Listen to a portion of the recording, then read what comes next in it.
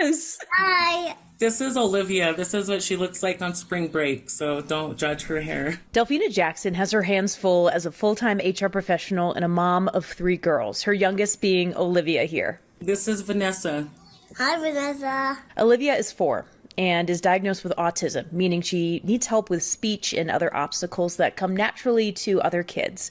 Delphina says on her schedule, the help was near impossible to provide. When you're a mom and then you have your 3rd kid, you're like, oh, I already know how to do this. But she's been completely different. I was having to take 4 hours off of work every Monday morning to take her to private speech and occupational therapy. But it was phenomenal in terms of what we were seeing developmental-wise, but I couldn't do it. However, that has changed through Head Start, she tells me. The program helps support low-income children from birth to 5 years old with early learning, development, and health care. For Delphina, that has meant invaluable resources for her special needs daughter. They actually came and they did an assessment.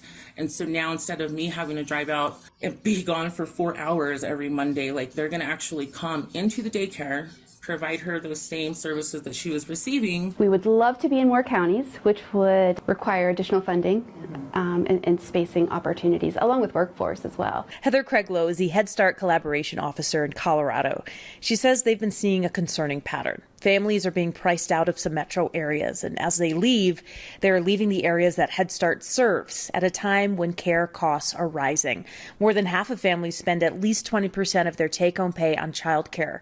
Craiglow believes right now is a crucial time to expand services. We're serving about 13,000 children in that birth to 5 space. However, without additional funding from the federal government, we're stalled at how many additional slots we can provide. Comprehensive services, they cost money, along with ensuring that we have a well-qualified and compensated workforce. And as far as we know, that has never happened from any other president, that calling out compensating your workforce is critical for infrastructure. President Biden's 2024 budget would boost Head Start funding to $13 billion, according to the U.S. Department of Health and Human Services. If passed, that would be a 9% increase. This money would allocate more than $500 million to the salaries of Head Start teachers and staff. Craiglow says, while this is a lot of money up front, it could save Americans in the long term. We're talking reducing incarceration rates. We're talking about reducing special education services.